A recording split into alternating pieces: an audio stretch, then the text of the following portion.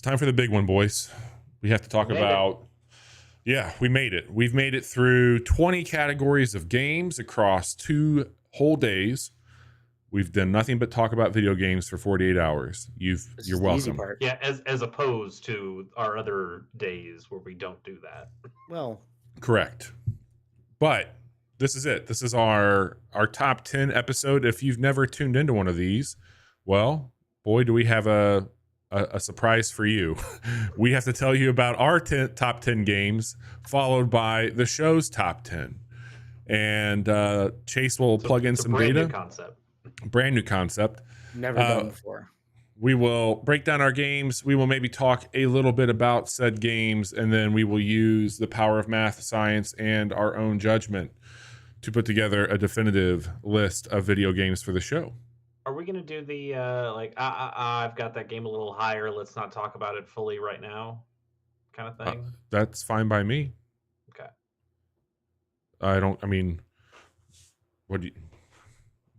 We could have talked about this earlier, but yes, what do you want to do? Now the people get to see how the sausage is made. Yes, Chase, what will we be doing tonight? Do we want to do that? Do we want to do it differently? No, I'm good with that. That's a fine system. Okay. Cool. So if there is a game that we all have on our list, we will usually let the person with it highest kick it off, followed by a roundtable discussion on that video game. Anything else that we need to go over before we get into the thick of it here? I'll say it one more time. It has. It doesn't matter. No, it doesn't matter. It doesn't matter. Be invoked. It does matter. It does not matter. You can say it all you want, but it's not going to change it. If it makes you sleep easier tonight, say it. It's fine, but the numbers don't lie. That is how it is. The numbers haven't lied so far. Okay. But there's always a chance they could eventually lie. Chad? That's all I'm saying. It's just a question at the end. We average everything out. We do the math, and then we just make sure that the three of us are like, yeah, that makes sense. And if it doesn't make sense, and we all agree that it doesn't make sense, we can change it. Rules hardly ever make sense, apparently. Why even have them? All right. So are we all pasting these into the Google Doc? Traditionally, one by one, but yeah. Yeah, we've put it in there. I've already got it on there. I don't have it done in a good way, unless you guys want to work on it. I guess in the note we could do it to where it's just 10, 10, 10 instead of, because then I have to scroll through. I don't mind doing that, but if you want to... No, leave it the way it is now, because then we'll get clean lists for all of us. All right. At the end of this. All right. Well, Chase, you will be kicking this thing off. What was your 10th favorite game of 2023? My 10th favorite game of 2023 is a late entry here. It's the one that bumped off Super Mario Wonder. It is Sanabi.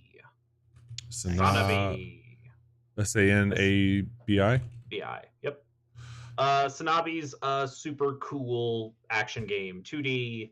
You've got a big metal arm. It's a little bit Bionic Commando, where you're using that as like a hook shot thing to connect to things, and a grappling hook. Um, it's really cool. Well, you said that about Midnight Suns around the same time period last year with a late in the year edition. Yeah. I'm wondering if you will sour on this one as quickly as that milk spoiled for you with Midnight Suns. Midnight Suns is like a 40-hour game that allows it to sour. This is like an 8-hour game, which so far has yet to sour. I've been really enjoying the action. I think the story is actually pretty solid too, and I think I'm about halfway into it so far, and it's just had some really cool moments. It's a very flashy game, and I'm having a great time with it. It's a nice surprise to end the year for me. So very cool. Sanabi, my number 10. Cool. Awesome. I'll pop in here with my number 10 game of the year, which is Viewfinder, and I have a suspicion that will be talked about later on. That's a pretty good game that will be talked about later. Okay, Johnny, number 10. Number 10 is Star Wars Jedi Survivor. I respect it. I was fortunate enough to not have nearly the same amount of technical issues that Bobby did on my playthrough, and I thought it was a vast improvement over the first game in a lot of ways, including I think the narrative was better in this one. The gameplay was better, like pretty much on all fronts, except for the absolutely horrid performance on PC that has since been fixed. So yeah, I had a really great time with this game. And, that's awesome. I liked it. I wish I could have put it on my list. I had it on my list for majority of the year, but the more I thought about the state that game came in at, I just could not justify it next to some of the other games that it was competing with. Chase, my man, what do you got for number 9? My number 9's a little bit weird. It's not going to go into our site outlet top 10, but it's the Mario Kart 8 Deluxe Booster Course Pass. I don't think specifically 4, 5, and 6 waves, I guess. I have not had more fun this year, or honestly last year, than playing Mario Kart with our friends on stream. The courses that they've added are fantastic. They only missed maybe like 1 or 2 that I still really liked from previous games that I wish were on there. But there's like 96 tracks or something on there now. It's an incredible package, and I absolutely love it, and I'm glad they did it, and I'm excited to see what Mario Kart becomes after this, because what can you do when you've put all the That's stuff? The secret. You've gotten what you're going to get. This is it. There's never going to be any more Mario Kart. It could be a Smash Brothers Ultimate situation, but if that is the case, bravo! It's damn good. Awesome. I have a little game here called Jusant as my number 9 game of 2023. Am I safe to talk about it or not? You are not safe to talk about it. Okay. I will shut up. Johnny, number 9. Yeah. Oh gosh. This is a very late entry on my top 10 list. But I think the finals is really fucking good. I think I'm going to play a whole lot of that game. It's doing things that I have wanted a shooter to do for a while in terms of the sheer amount of destructibility, the clip of the gameplay, and its tone. I love its tone because it's just like it just feel like you're in a game show. And yeah, it's really, really good so far. You said it was pretty sweaty though, right? Hmm? You said it's sweaty? Yeah. Yep. you get into some pretty intense firefights. And the fact that like the floor can literally fall out from underneath you in any building that you're in, it just adds a whole new element to the game, and just makes you think about where you're going and the best way to get to the objective. Nice. And it's I was watching some video of it earlier today, and somebody was mentioning that you have to play like 60 rounds to get before you get into the ranked stuff. Yep. Which makes sense for a free to play game where they want to discourage cheaters. So you make them play a bunch, so you don't get cheaters into the actual ranked formats, which sounds like a pretty smart solution. How far are you into your placements? So during the playtest, I made it to the finals once in one of the tournaments, but I've yet to unlock that mode. Okay. Cool. I think I played more of it during that playtest than I have since it came out so far. Are you maining a heavy or a medium or a... Yep. Mainly the medium and the heavy. The heavy has a rocket launcher, which can one-shot the light class, and also can blow up buildings. And then there's an automatic shotgun that you can unlock after you earn enough of the money that they give you to buy more weapons and shit. That is insanely powerful. Like, it's so much so that you can only shoot, I think, 3 or 4 shots, and then you have to like cock it before it lets you fire more rounds. And it's quite good. There's a goo grenade, which just you throw it and it just looks like a bunch of foam, as you can throw down bounce pads. It's a lot of fun. Nice. Maybe I will see you play that sometime.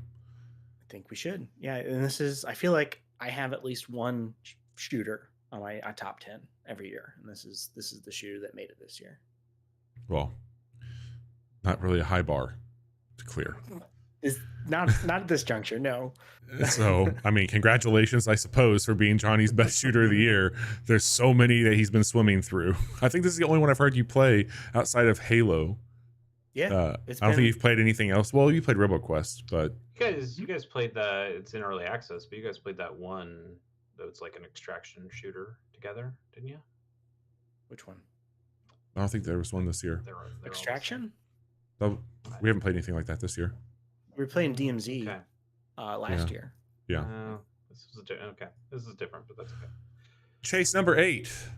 My number 8, Armored Core 6, Fires of Rubicon. I'm gonna guess that I have it the highest, and that I'm the only one who has it at all. Yes. Yeah. I needed to play more of it.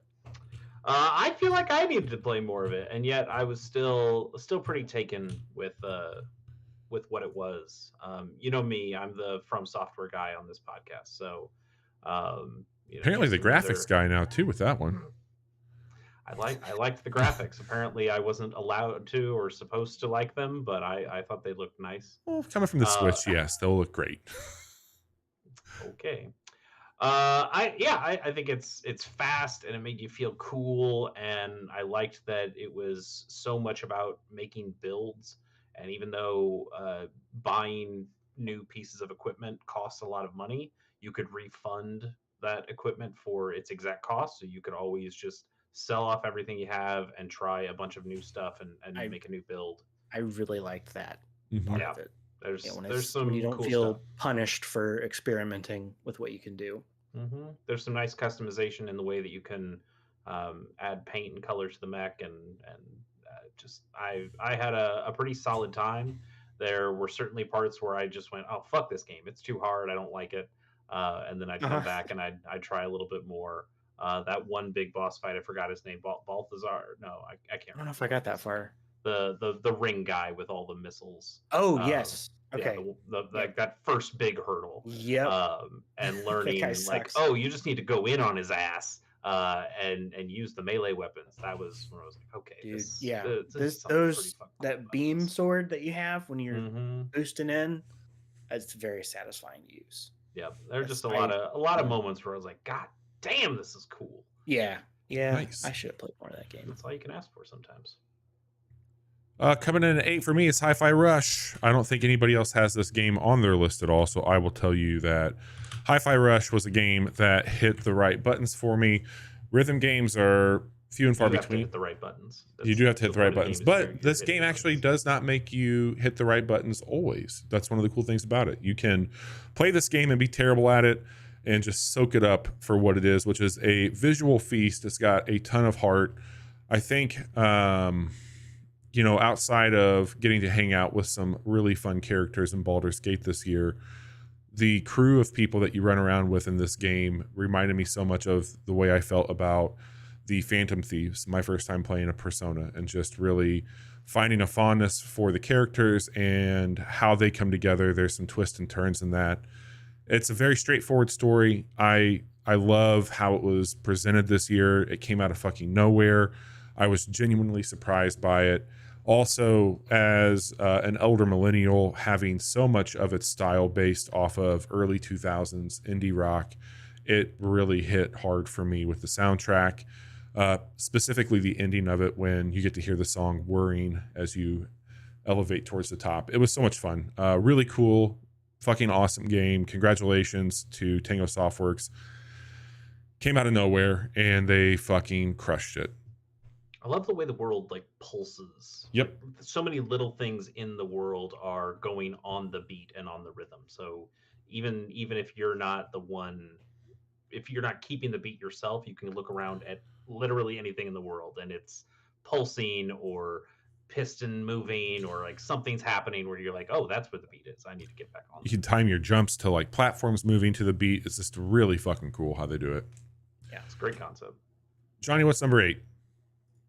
Octopath Traveler 2. Take it away. Game I hang on, Johnny. That might no, absolutely that's not on my list. Man, I think about this game a lot despite having not finished it. I really love the characters, and Chase is incorrect when he says the combat is bad because the combat is great. It's so much fun. It's not so much that the combat is bad. It is. There was one boss fight. The first boss fight I had, he just soaked up everything, and it took forever, and it felt bad to eventually lose to that and feel like, wow, this guy. You just got to build up those charges, bro. Build up those charges. Thought I was doing that, but you're hey, this is we're talking good stuff now. I really enjoyed it, Johnny. You pushed me to play it. I think the way that I approached it this time with a little bit more tempered expectations really helped me. I had a great time. I just did not. I think there was other shit that came out, and I almost put this one down for backlog. But I'm happy to see you stuck to it. Yeah. What was my almost stuck to it? Yeah. Yeah, I played it for about 20 hours, which that's a good amount of hours. It's a lot. I think it's a 60-hour game or so. It's 20 more than Chase, and probably about 18 more than me. I think I got to like the 3rd chapter for just about all the characters. So you did at least get the full party of 8. I think so. Yeah. Okay. I really need to boot it up and just chip away at it because I was having such a great time, and I love the visuals. I really loved learning the different idiosyncrasies between the different party members and finding a good party that complements each other. And man, you get to do some really, really cool stuff with the combat once you get all of the different characters and start crafting your party. And I think they do a decent job. I didn't play the first game, but I know a lot of people complained about like it just everyone was like together, but their stuff was all siloed off. Mm-hmm. And they did a little bit better job of like having some dialogue between the characters. That's good. While that stuff was happening to make it not feel so disconnected. Nice. I really enjoyed my time with it. Very cool. Chase, we're getting to number 7. Yeah, my number 7 is Cocoon. Very good game. Go ahead and talk about it. Okay. Really? Really? Wow. Damn. Cocoon rules. Yeah. Cocoon's so good. It's just this short, cool experience of all this recursion, worlds and world stuff. I think it's got a great look and style to it. It's just got a real atmosphere, and the puzzles made me feel smart and made me feel cool, and rarely like that game even has a decent amount of backtracking because of the way the recursion works. And there was almost never a point where I thought, oh god, I gotta do this thing again, or I gotta walk over to that place again, because they would change it in a way, or they It's kind change of the the way you thought Metroidvania about it. that way. A little bit, yeah, It's got absolutely. some very like not directly, but undertone or adjacent to, for sure, some Mhm. Metroidvania qualities, I think. Like once you defeated the boss of a world, you do kind of get an extra power when you are using that orb. So like the red one that you start with or get really early, that one allows you to see platforms that you wouldn't normally be able to see and walk over them. The green one allows you to zip up and down some teleporter kind of areas. There's one that shoots laser beams when you put it in specific things. Like it just has a handful of really cool ideas and wraps them around in a really gorgeous package, and I just had a fantastic time with it. Glad I snuck it in before Game of the Year time. I cut it with Viewfinder right before the show started, because I was thinking what would benefit you more, and I knew that you would have Viewfinder higher, and so by putting Wow. Viewfinder on the list, it gives a little bit of a boost to that game, which absolutely deserves it. But I had them both on my list at He basically. just wanted the math to work out better for me. Thank you, Bobby. You see? That's so sweet of you. But yeah, it's a fucking incredible game. I think I know it's not the same studio, but it's X Playdead, and I think out of those types of games, it's probably the best that I've played. It's very fucking good. It's That'd very be a tough good. call. I really liked Inside, but this is certainly right on par, if not a little bit better. My number 7 was Super Mario Bros. Wonder. Johnny, I don't know if you have that higher than me. I do. Okay, I'll let you talk about that game.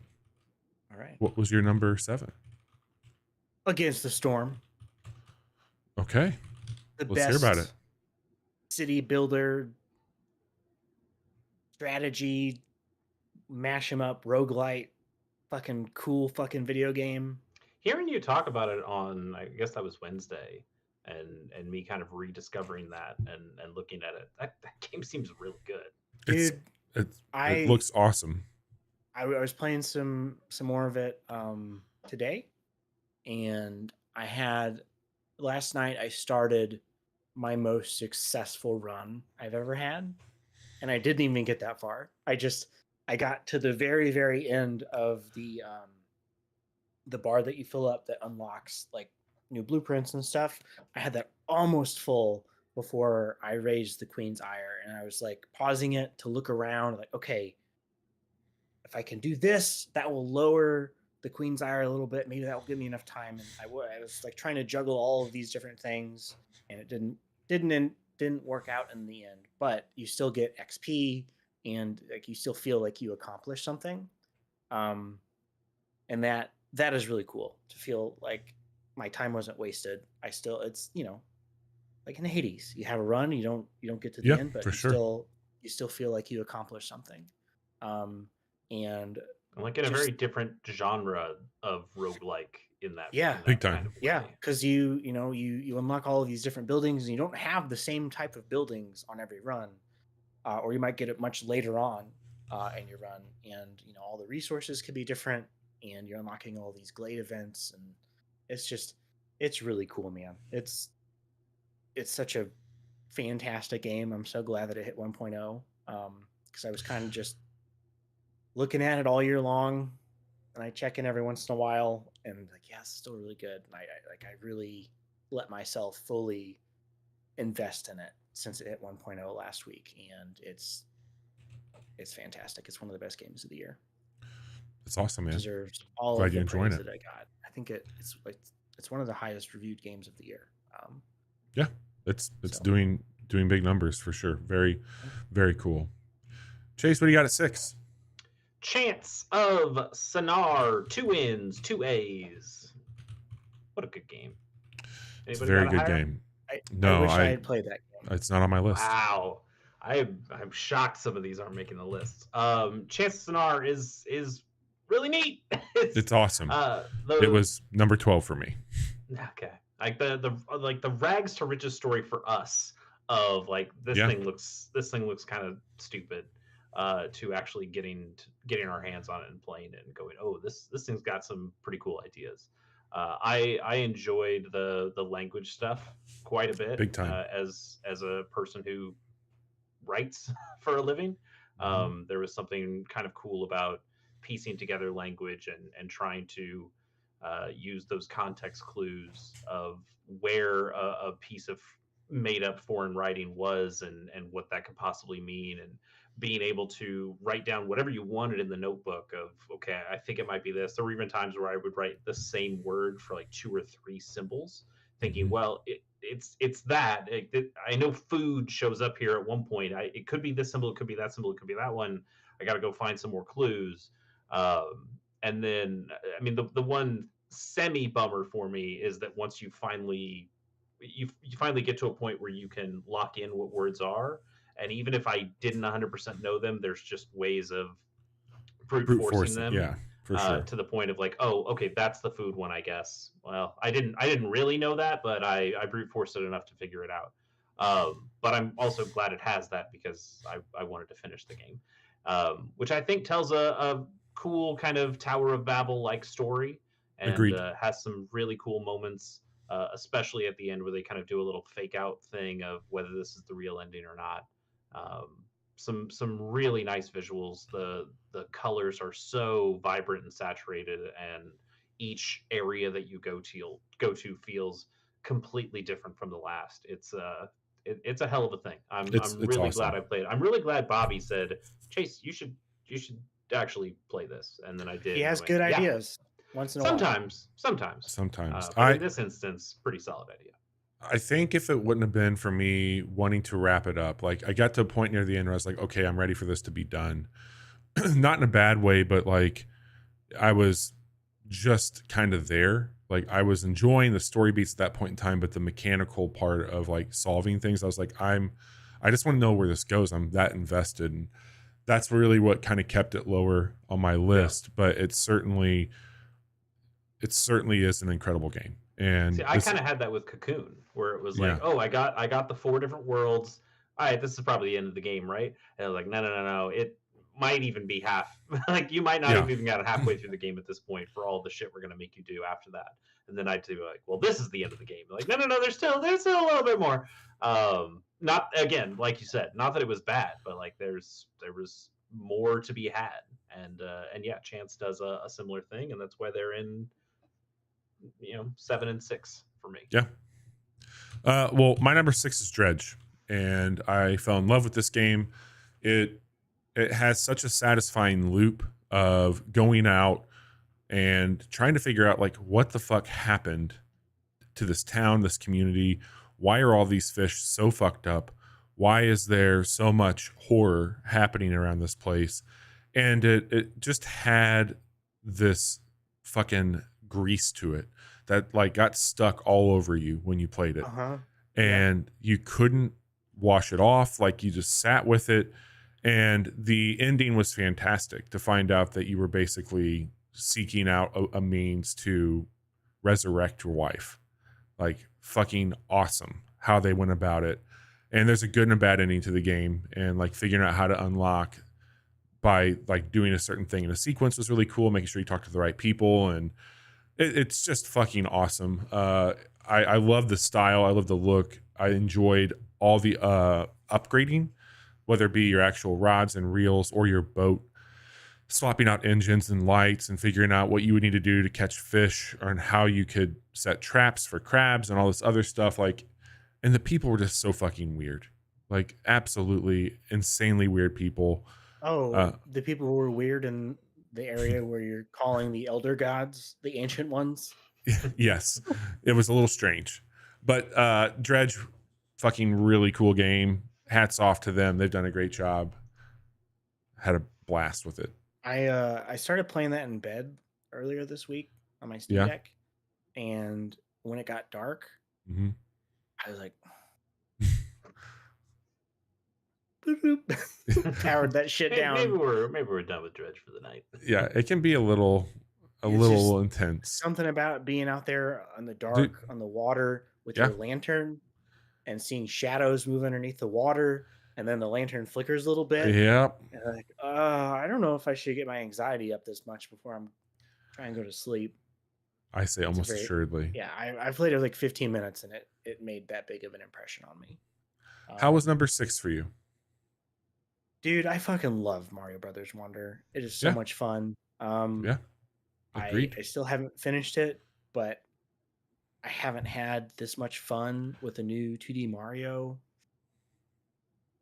It's incredible. I don't even know the last time. I thought that the new Super Mario Brothers games were all right, but I was never crazy about the art style, the aesthetic. Like something was a little, I don't know. I can't find the right word to describe it, but I really love what they did with Wonder. I love how Mario basically just goes on an acid trip in each level. That makes them hallucinate it and view it differently. Totally. It's kind of like every level is the touch fuzzy get dizzy from Yoshi's Island. They're like, what if we just did that for every level? Yeah. Okay. And the platforming that they make you do to get to some of that stuff is just, it's so good. I think one of the things I loved about it is how Nintendo was not treating Mario as precious as maybe we thought they had with the movie being out this year. So much they're like, well, what if we just made Mario really fucking long? Or what if we made Mario a goddamn elephant? And what if we made Mario one of the enemies or get trampled by a stampede of fucking buffalo? They just did all kinds of weird shit to him. The one where you have to play as the Goomba? Yes. And it's Nintendo, when they're on their game, man. Well, also, like, I cannot believe how well they executed something that has to do with online also. And that's always been a problem for them. But here they introduce it into a way with Mario Wonder that makes such perfect sense. It brings a community spirit to it in a way that it's like it brought my favorite parts of Death Stranding to Mario. Yeah. And I loved even how they removed the timer and they put an ability to resurrect on death in a Mario game that kept you in it. Because, you know, you see the little animation, Mario cries, he drops the bottom of the screen, it loads in again, or I'm sorry, it goes to the overworld, you press A, you go into the world. And here, it never takes you out of what's fucked up. It never takes you out of what's weird. It keeps you there. It makes you think about it. Well, at the same time, it doesn't give you the anxiety of a timer. It says you should have anxiety about not seeing more of this. It also and I think that's encourages awesome. You to take your time, see what secrets you can uncover. And there were so many moments where I was just just noodling around and I would find something cool. Yeah. I think it's like the most they've played around with the idea of Mario since Galaxy. Totally. I know Odyssey had some like weird one-off ideas that were also kind of fun. Oh, sure, but like from a 2D sense, like they felt very much the same since the Wii, you know. I agree. I want to see them take the weirdness of this into the formula of Bowser's Fury. Like, give me Bowser's Fury with this. I think that would be phenomenal.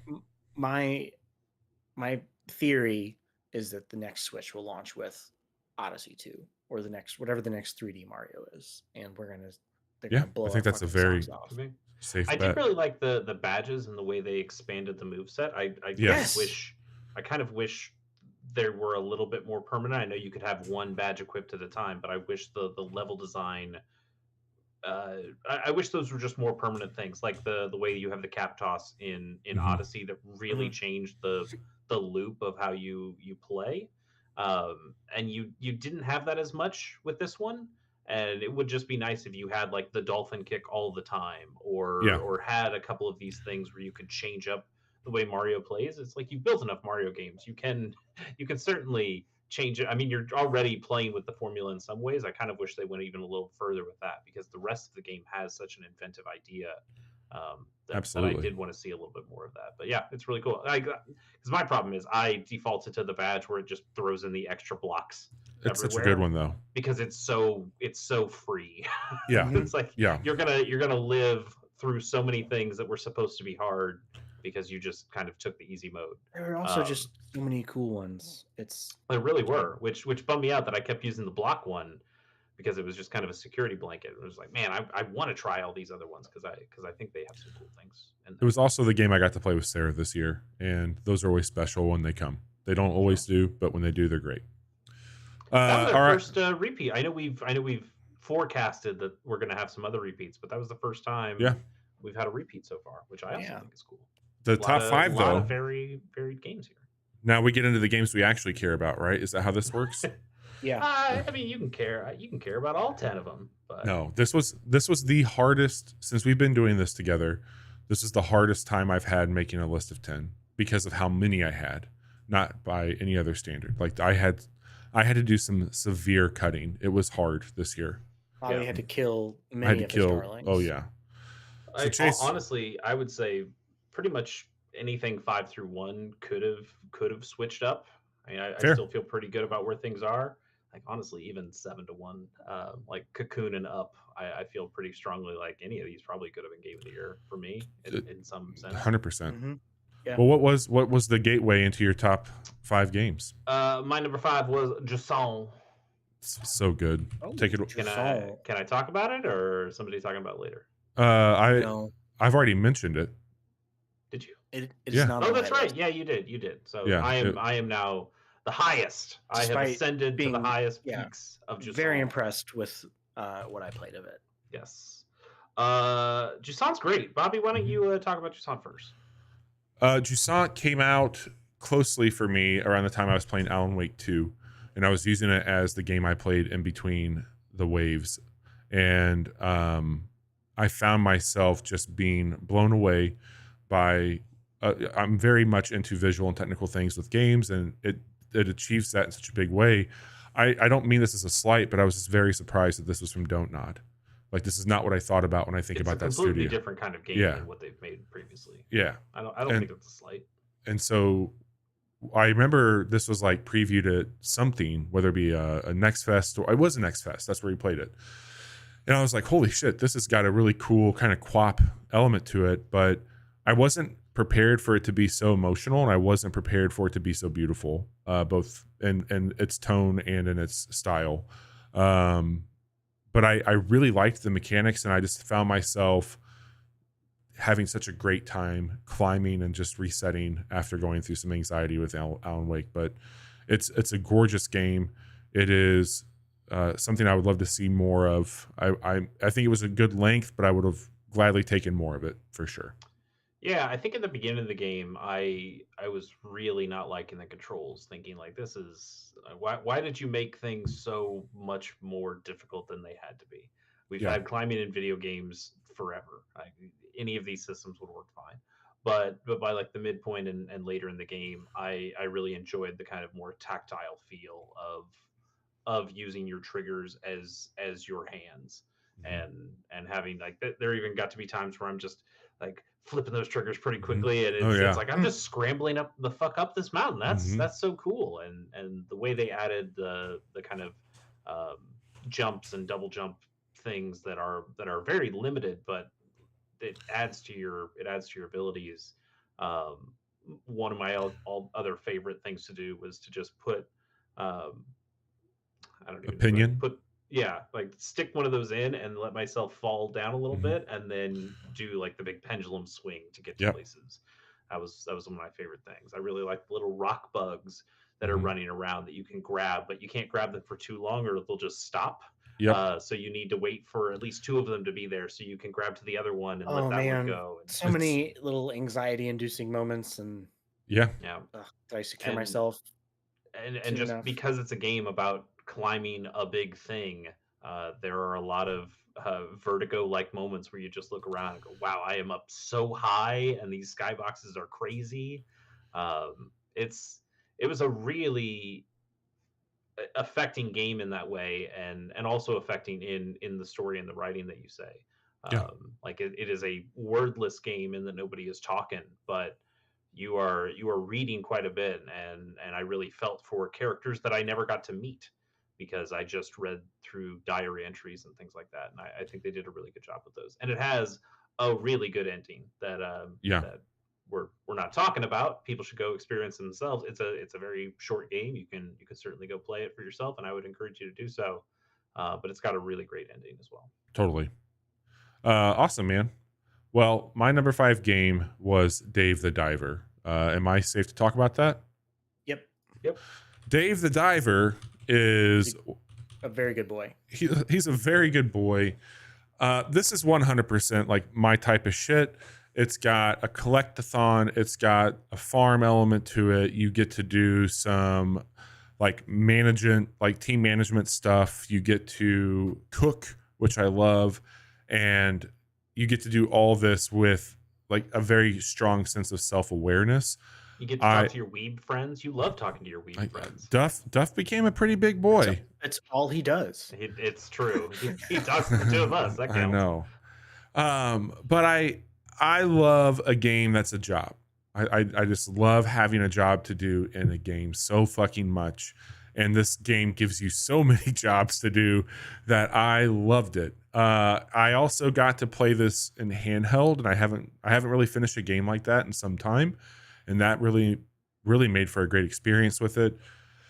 I know that there was a lot of controversy about it being this indie game or not, but all I'm here to tell you is Dave the Diver is a fantastic fucking video game, regardless of how many people made it. You should definitely check it out. And coincidentally enough, today, Dredge DLC was added into it, and I'm very excited to see what that looks like and go and check that out. But Dave the Diver, it surprised me in a big way.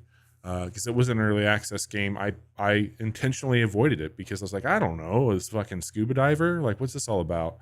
And as it got closer to 1.0, I decided to test it, and I'm like, oh shit, I understand why this has been revered by so many people now.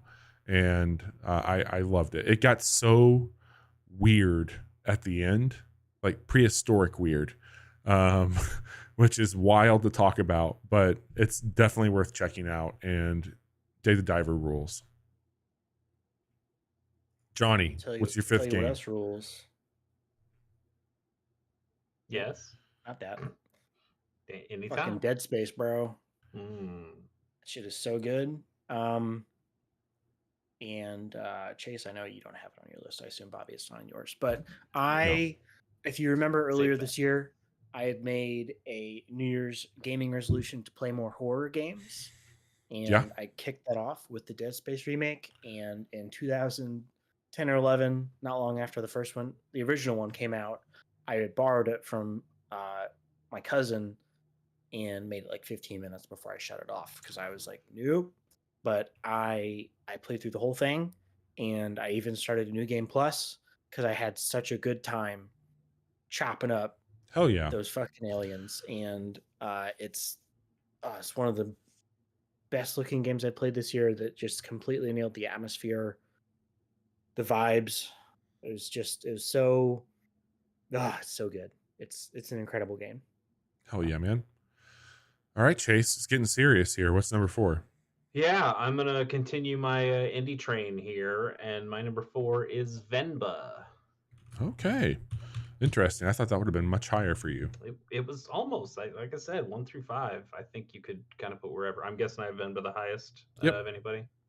I've talked about it a number of times before. Venba was really affecting to me. I really enjoyed its story. It opened my eyes to some things, to food, to family, to another culture, and but also I think it's just a cool game. It's a fun puzzle to cook these dishes, especially for somebody like me who has no prior knowledge of these dishes. So it's not like I can kind of cheat and go like, oh, well, that's obviously how it's made.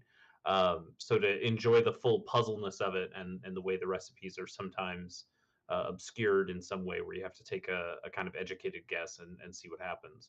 But they combine that with a really strong story and a really great art style. And I think Venba is just a really fantastic game that very well done. I would absolutely put it in the same vein as something like a Florence that I know we've really liked in the past. And this just absolutely fits right in that space. Fantastic game. Love these kinds of games. Hell yeah, man. My number 4 is Everspace 2. If you've have a pulse and been hanging out with me at all over the last few years, I have both of those things. You know that this game was incredibly important to me. I think they ran one of the best early access campaigns for it. They every Friday were live with the community, showing you new stuff with the game, letting you have your hands on it. This game has the style and it has the feel, but it's just wild to me how well the action RPG genre fits into what if we just make the character a ship and let you do that. And they even introduced, they don't come out and say it, but they absolutely have the traditional classes there. Like I played pretty much as a necromancer, where I was able to turn any dead enemy into a drone that flew around me and shot stuff, which was cool. Fucking awesome. The missions are great. The voice acting is really good. And I loved just how well it felt. Everything about this game, the shooting, I fucking love this game so much. I've been playing it for a long time. I held off. I finished it this year, and holy shit, it's just so good. Rockfish did such a great job, especially knowing that this took a hard turn from what they're. I'm sure I should say this was the plan for Everspace 1, but they could not get the funding and the resources to make the open world game they wanted. So they turned it into a run-based game, which people love and it works really well. But because that game was so successful, they were able to run it as an early access here for 2 and make the game they wanted to. And they did such a great job. And they're still putting stuff into it, updating it, making it really cool and kick ass. But congratulations to them. They've made something pretty special for sure. Johnny, what about you? Very sweet. Alan Wake 2. All and right. I assume I will talk about that later on. Hand that off to someone else. Yep. All right, we are in the top 3 now. Ooh, yeah.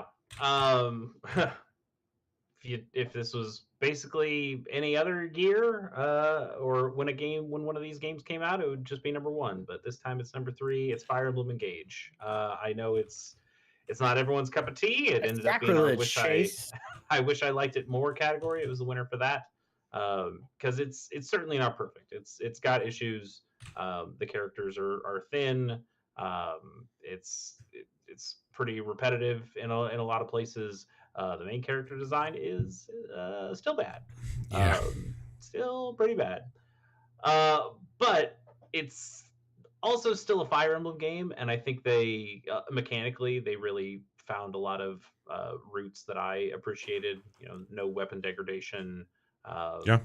You've got characters that you pick up as you go throughout the game, rather than Three Houses kind of giving you a big set of students who, all had a lot of personalities, but all were basically just the same kind of age of children because they're all students. This gave you a more varied cast in that way, that I appreciated, and just a lot of really cool ways of customizing your guys, and also being an anniversary game, and the way they added in the rings that had the different Fire Emblem heroes from past games. As a person who has played many of those Fire Emblem games, or at least is very familiar with all of those characters, it was a cool thing for me to see those characters again and to play with them in some interesting ways, for them to lend their skills through their rings to the different people who were the ring bearers. I really enjoyed a lot of that stuff, and the DLC wasn't quite there for me, but neither was the Three Houses DLC. But I ended up playing a lot of this game. I put 80 hours into it, and that is a not insignificant amount. Yeah, that's a lot. It certainly could have been better, but it was still a really solid strategy game that I had a really good time with as I was playing it. So man, my number 3. My number 3 is Alan Wake 2. Johnny, I'll let you go ahead and kick this one off, and then I will bring it home. I mean, I kind of said everything I needed to say about that game. Okay. Earlier this week, it's incredible, and you should play it. Yeah, I think that probably if it wasn't for Control, I wouldn't have gave a shit about this game. And knowing that they have built this universe that has somehow become probably my most enjoyed universe being made in games right now. I think Remedy's cooking up something really special with what they've got going on. They're moving different. They are moving different. And I think also when things are pretty predictable, especially at a AAA level, when you have these, especially in psychological survival horror, for them to come in and be able to be so weird, off the wall, and make you laugh. Yeah, like they're not self-serious. Like I think that's what makes this so special to me, is that it's one of the more inventive narrative, like ways of telling a narrative I've ever seen in the game. The way that they handle going between your characters, but not only your Saga and Alan, but like the layers for each one of them. And it's so spectacular how they bring all this together, because it's hanging by a thread most of the game.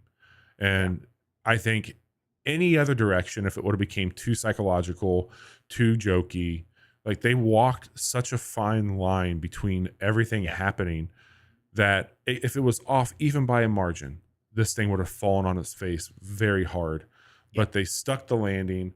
I think the combat's whatever. I didn't love the combat in Alan Wake, but that's not what you're there for me. If I want to play a really kick-ass, mechanical game with combat from Remedy, I'll play Control. But I can't wait to see where this stuff goes. They tease a lot about where this I don't want to spoil too much with it, but everything's connected. And if you think that it's not a lake, it's an ocean, was the cliffhanger for Alan Wake, there is a massive one that you can chew on at the end of this game as well. Yep. So congrats to everybody over there. And can we just appreciate how happy Sam Lake looked on stage doing what he was doing? Yeah. Getting to celebrate this character after he had to make an apology years ago that they did not have the financial assets to make the sequel to Alan Wake that they wanted to. And so to know that he had to make that video and then he got to dance on stage to that game, and this year is a really cool thing to see. So congrats. Yes. All right. My number 3 is Baldur's Gate 3. You got to be fucking kidding me. Seems low for you. Yeah. No, I was moving my 2 and 3 around every day this week. But I feel good about. I think you could swap I'm glad around somebody does. One of my top 3. So I guess we're waiting to talk about that one. Yeah. Yeah. Jesus Christ. So we're on to number 2. Yep. I don't know if I get to talk about this one either. My number 2 is The Legend of Zelda: Tears of the Kingdom. Nice. You do not get to talk about it yet. Yeah, I figured if I was allowed to talk about it, something horribly wrong happened. Definitely not, Chase. Okay. Well, my number 2 is Baldur's Gate 3, and hell of a video game. I don't even know if I want to let Johnny talk about it, but I guess we will. Go ahead, Johnny. I mean, what else is there to say? It is an absolutely astounding achievement in video games, in terms of role playing, in terms of the characters that you interact with. It is, as we've called out over and over again on this show, a unicorn. Not that many games like this come along. It's true. And it's always very special when they do. That is very true. I would say... Now shut up and let the master talk about it. Yeah. Yep.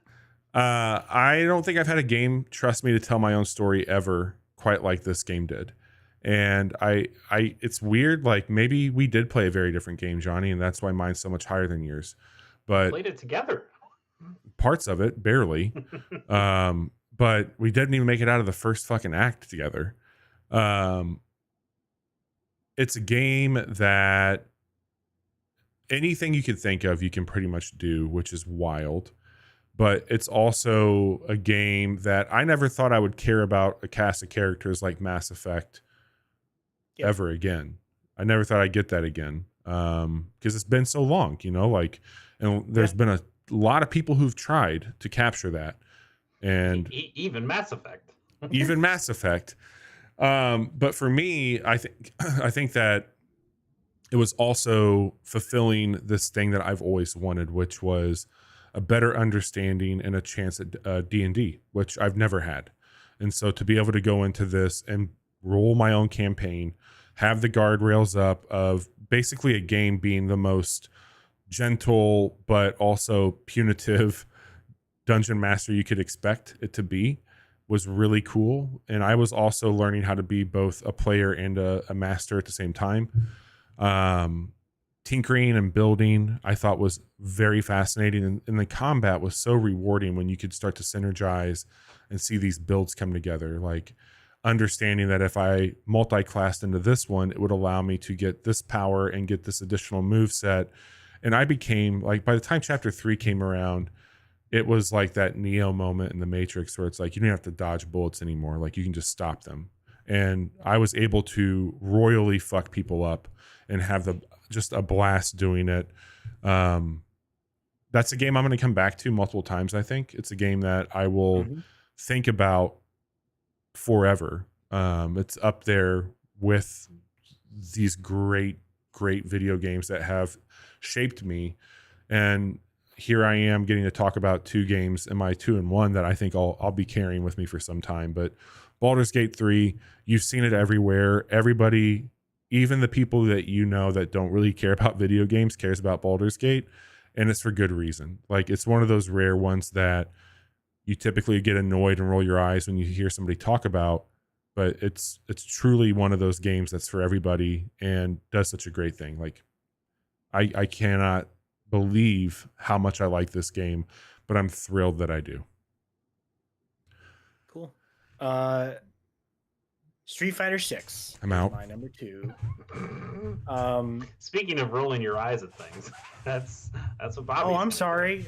Am I not allowed to feel things from video games too? No, I had to get a love to cable. hear you talk about. Yeah. I would love to hear you talk about Street. Okay, so I struggled with this a lot. Whether it should be number 1. Well, yeah, because you've been telling me all fucking year that Baldur's Gate was your number 2 game of the year. So I just think it's weird that you've suddenly had a change of heart. Well, I started playing Street Fighter again. You have to stop playing Street Fighter to be able to start playing Street Fighter. Okay, let me rephrase that. I started playing a lot of Street Fighter 6 again.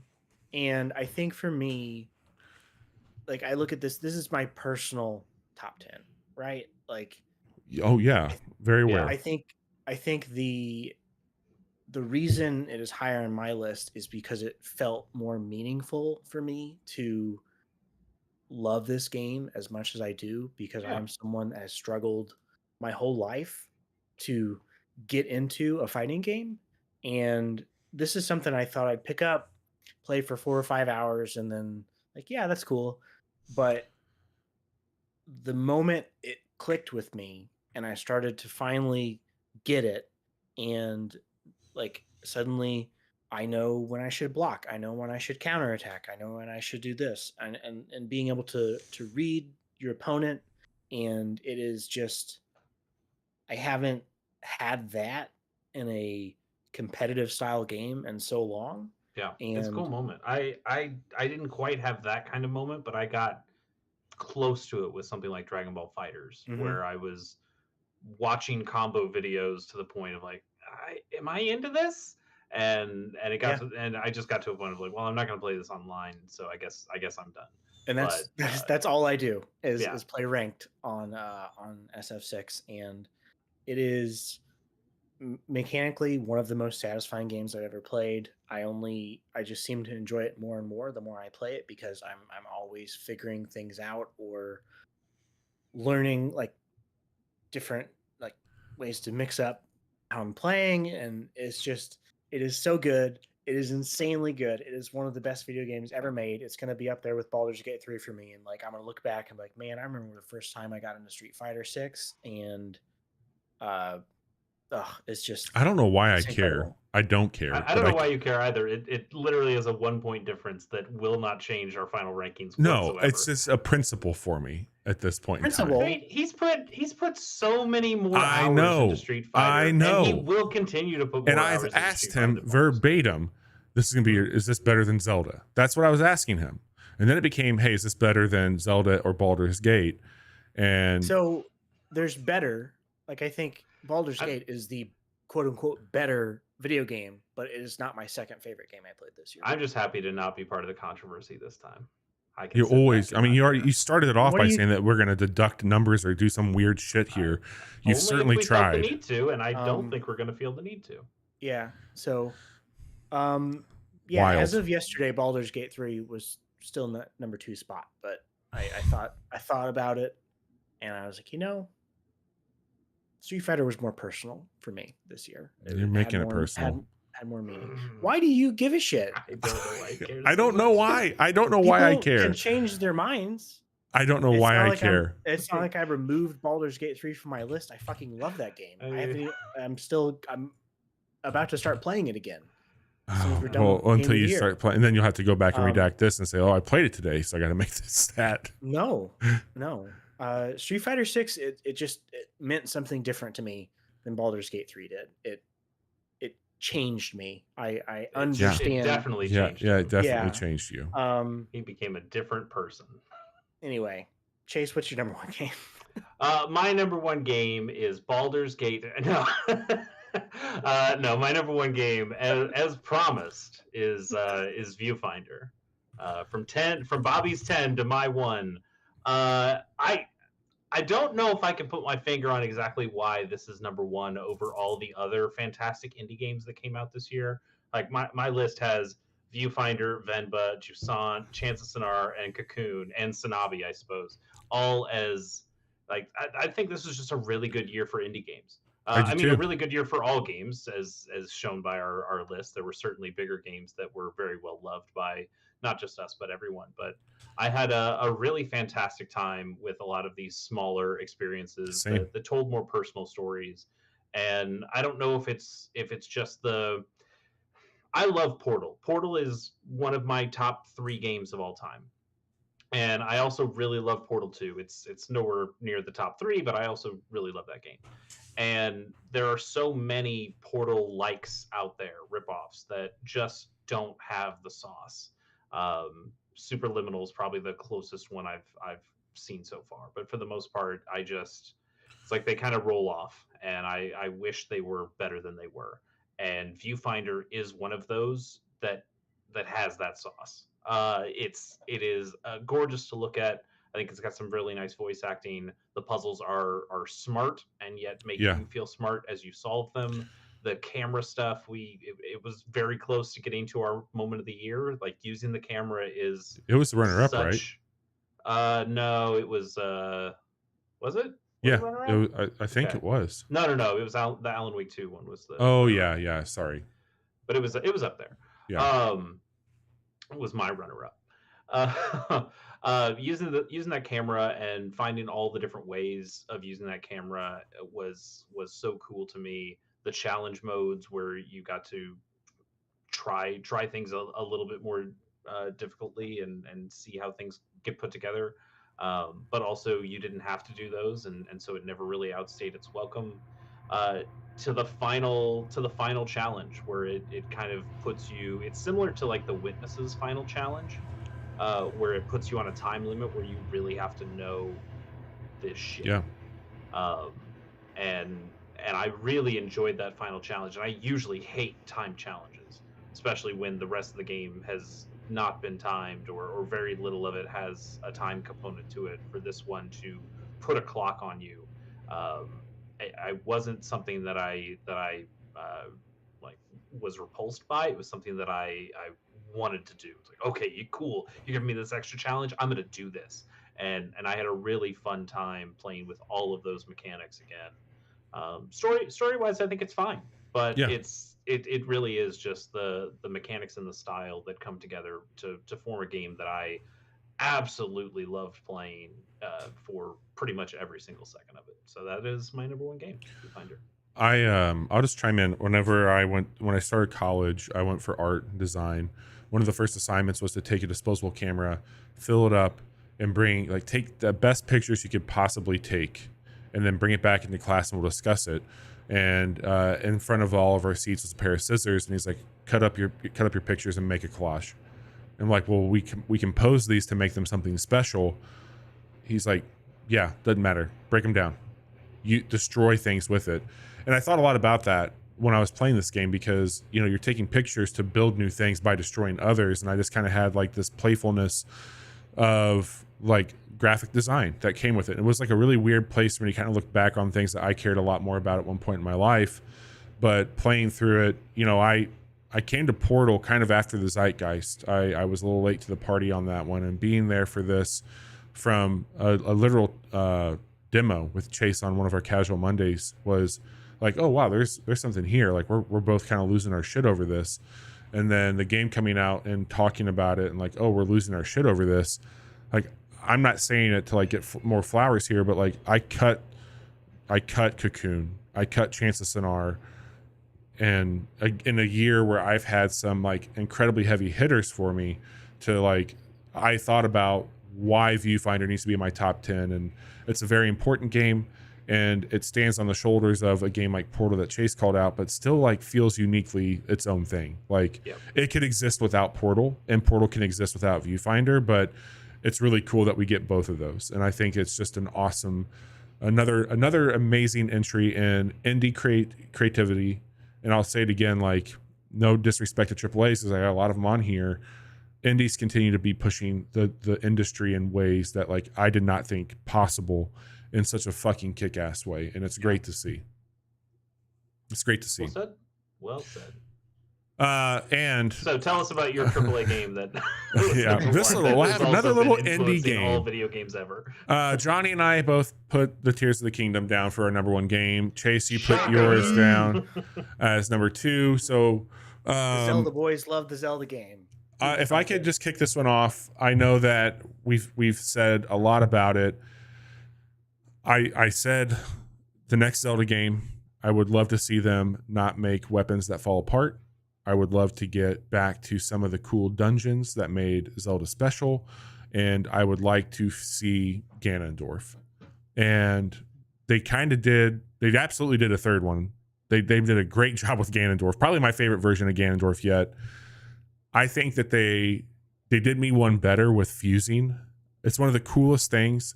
It's dumb in the best way possible. I made some of the most heinous things to save Hyrule with this year.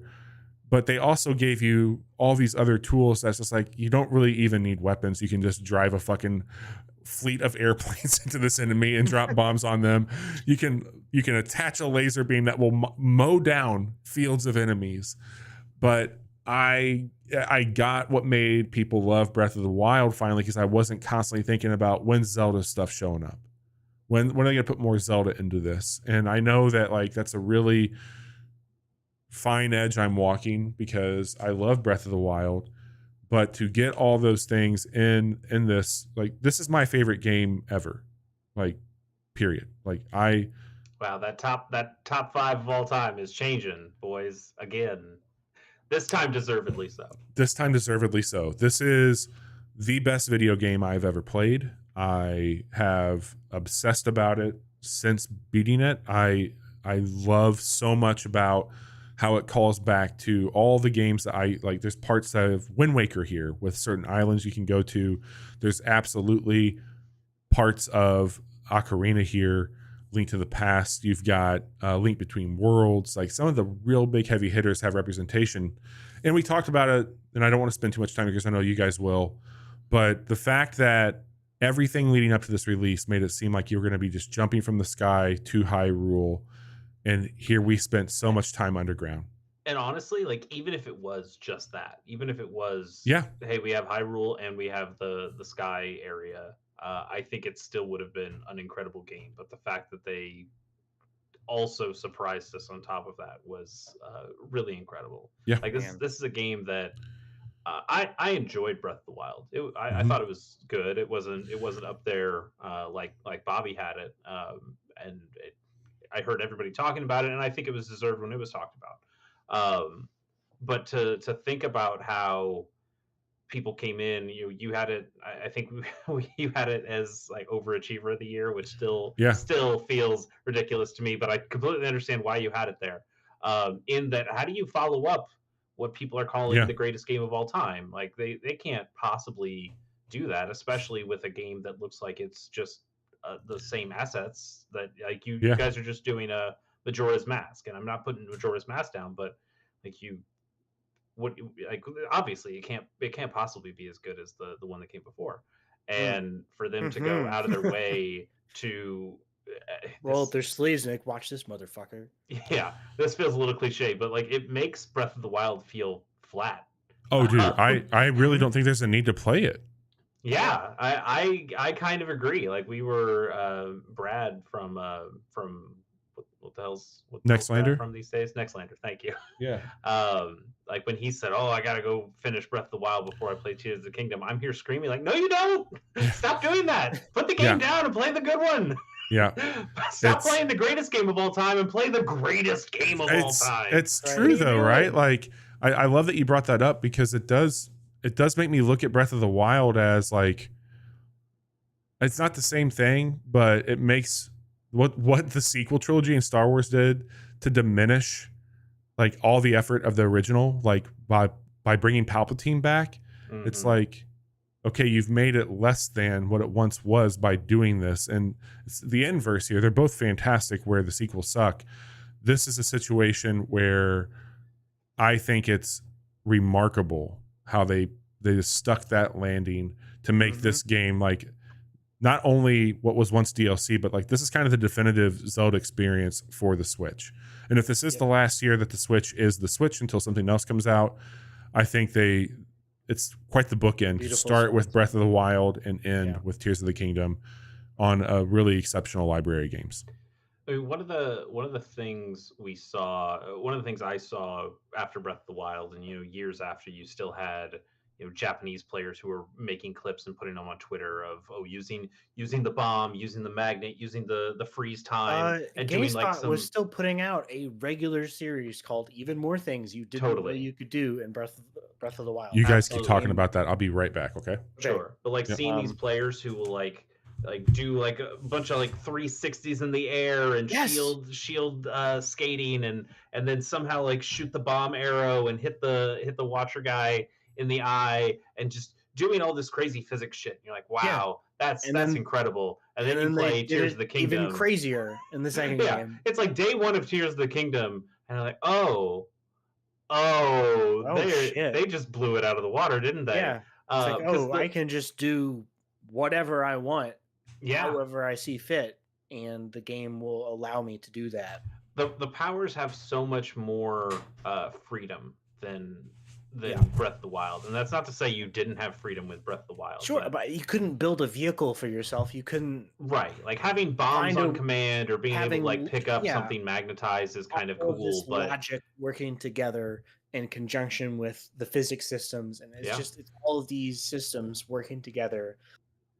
Even the most basic of powers, like Yeah. the one that lets you go through the Oh ceiling my god, and it's pop out so on the good. top, Ascend. Oh my god. which at one point you're like, this is situationally useful, I guess. Oh no, And dude. then you just find more and more and more places where you're like, oh, this is great. Oh, if I used it here, oh, isn't that cool? Now I can do this thing. Yes. Wow, I can skip this whole fucking thing. Isn't that Yep. awesome? It's And insanely just great. finding more moments where it's like, wow, this is actually changes the game completely in a way I did not even expect.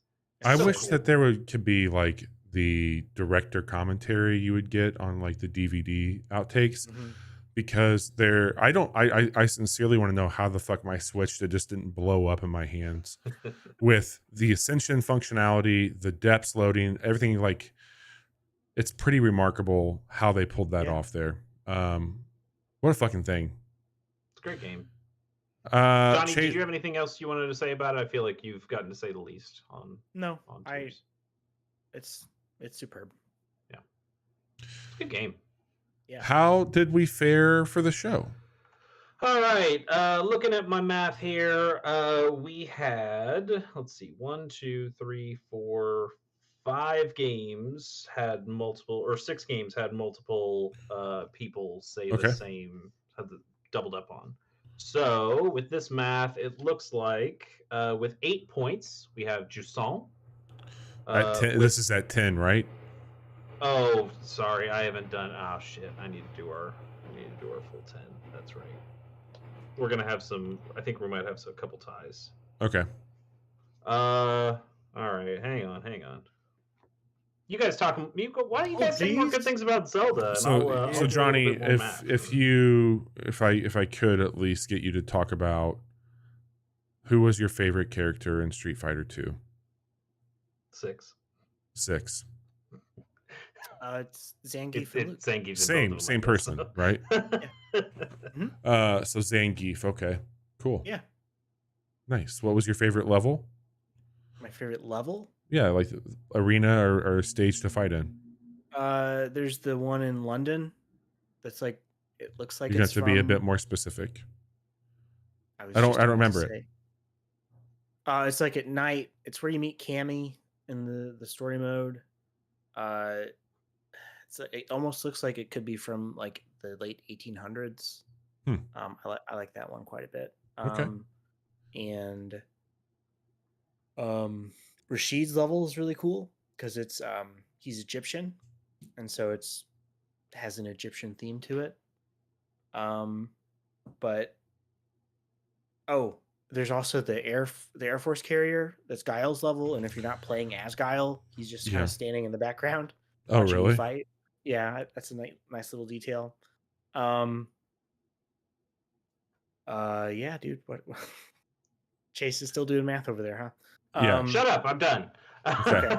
All right. We do have 3 different ties that we'll have to talk about, but I think they should be pretty easy to resolve. Okay. So our number 10 is a tie between Venba and Everspace 2. They both it was Bobby's number 4 and my number 4. Oh, put Venba on there. Okay, so Everspace 2 number 10, Venba number 9. Okay.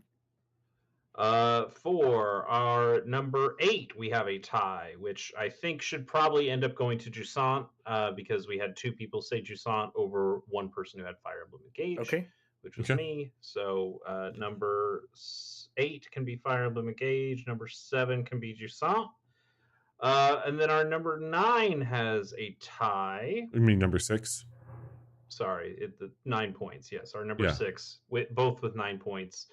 We have Street Fighter 6 and Super Mario Brothers Wonder, which I would actually argue and say we should flip because it's Johnny's number 1 versus 2 people saying it. I think a number 1 vote kind of gives a little extra. But so in that case, but I would also say 3 of us played Super Mario Brothers Wonder. It's true. Yeah. It didn't make my top 10 at all, but okay, that's fine. Okay, so Super Mario Brothers Wonder is 6. Number 6. Street Fighter is 5. I guess Street Fighter 6 at 6 would have been nice, but oh well. Yeah. Too late. And the rest of these are no ties. So our number 4 game of the year is Viewfinder with 11 points, a single point, and a 10 point. So congratulations to Viewfinder. Damn it. Okay, there we go. Okay. Our number 3 game of the year goes to Alan Wake 2. Okay. Hey. But our number 2 game of the year goes to Baldur's Gate 3. Again, we should probably just switch those. So the 3 is 3 and 2 is 2, right? That just makes sense. Which means so let's see. Just for a little context here, Viewfinder had 11 points. Alan Wake 2 had 15 points. Baldur's Gate 3 had 17 points. And then fuck all that. Tears of the Kingdom had 29. Hell yeah. So Tears of the Kingdom, pretty definitive number 1 game of the year. You know, I think it's a hell of a list. No need to change anything, I would say. No, I think we're good. It's a very good list. That's a very good list of games. So of what's left, Dead Space and Dave the Diver would have been tied for 11. Do you think that this is the strongest year of games since we've been covering games? Probably not. You think there's a year that's been stronger than this year collectively? I think for our podcast specifically, 2017, when you 2 had Breath of the Wild and I had Destiny 2, I think we could have called that as like that's our year, knowing how much we all cared about those games at that point in time. And now look at those games; they're all dead. They're all dead. Both of those games are shit. Yes, absolutely. Nobody cares about either of those games anymore. Well, What we'll do, as we've done for the last few years, I'll put up a little infographic for each one of us that has our personal list, and I will then do an image and just a congrats like we have for everything else for our actual top 10. I'm trying to decide if I'll put that up. I might put that up on Monday versus putting it out tomorrow. Yeah. Since you brought it up, I've got it right here. Would you guys like to know what our top 3 games have been every year from 2016 to now? Just to see, like, hey, was there a better year? I think Johnny's trying to watch a movie, but I'm down for it. I don't care what Johnny cares about. In 2016, I don't even know how we came up with these in 2016. I only have our top 3. I don't even have what our top 10 was. Titanfall 2 was our number 1 game, followed by Stardew Valley and Firewatch. Fair. Which, I mean, it sounds right. Yeah. 2017 was Breath of the Wild, then Mario Odyssey, then Horizon Zero Dawn. Man, I really got shafted on Destiny, didn't I? Yeah, you did. For years and years and years. Continue to be shafted to this day. Yeah. For thousands of hours. Speaking of getting shafted, 2018 Monster Hunter World took our number 1 spot, followed by God of War, followed by the true winner, Into the Breach, which Bobby has acknowledged that later should have been much higher. Because he would have put it on his list once he realized it's actually the best game. Yeah, but I don't think that's still a Monster Hunter year for me. Yeah. 2019, the year of Chase. Fire Emblem 3 Houses took our number 1 game, followed by Pokemon Sword and Shield, which I bet we would take back if we could now. Yeah, probably. That was probably at the time a little recency bias on that one. And number 3 was Control. 2020. Man, what a year 2020 was. Nothing bad ever happened that year. Our number 1 game was Final Fantasy VII Remake, which pretty excited about that still. Hades was number 2, and Animal Crossing New Horizons was number 3. That's a pretty strong year.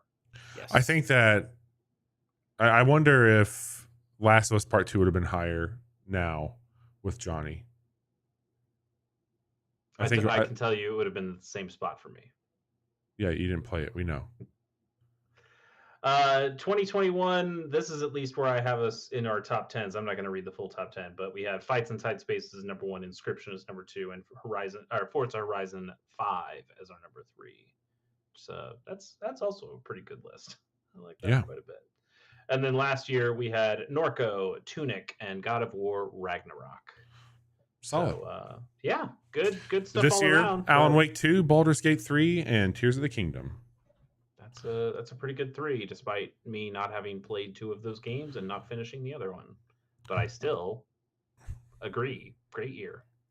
As we wrap up here, I will say keep an eye out on our social if you are watching this live. Our casual categories, where we broke down 20 different categories this week on Monday and Wednesday. Those episodes are live. You can follow the links right here, and that will get you where you need to go. We also have... I guess we're gonna take a little bit of some time off next week. We're gonna be live. No, it's the week after. I'm sorry. We're gonna be pretty normal next week. We'll put our episode that you're watching right now up on our stream. Our podcast service on Monday morning, and then we'll get through next week. I think we're gonna do our resolutions next week. Is that right? Or is that a preview if you episode? Want, or we can just chill. We shouldn't do it. We shouldn't do a preview. I think that's I think it's the end of the month. But we'll be live on Wednesday talking about games and shit. It's been a ton of fun. Chase, anything that you want to say about what you got going on before we get out of here? I do. We don't have to talk about me. Don't worry about that. But I do want to say you mentioned it at the very beginning of our Game of the Year stuff on Monday. But I would like to just bookend it. This was a really good game, a really good year for games generally, but also a really bad year for the industry, and also the journalism industry that feeds on the gaming industry. We had a lot of layoffs. We had a lot of downsizing. We had a lot of people making a bunch of profits and not giving them to the people who deserve them. We had a lot of unionization stuff that was trying to be worked on. I just saw even today another pretty high profile game journalist is like, hey, yep, my contract's over. I'm out of a job now. which just sucks. It sucks that we can have such a great list of games here that we're excited to talk about, and I think there's so much excitement with where games are right now. But then you get into the actual development stuff and the way that the money people are money peopling, and it's a real bummer. So this certainly is bittersweet to have a list like this that we can be very excited about, and yet also know the toll it is taking on a lot of people. So yeah, man, keep those people in your thoughts. Help them out when you can, and make wish list games. Totally do what you can to help these people, because it makes a difference for them. And also, thank you to you both. Had a great time this year covering games with you. Look forward to doing it again next year. And stay tuned, everybody. We'll be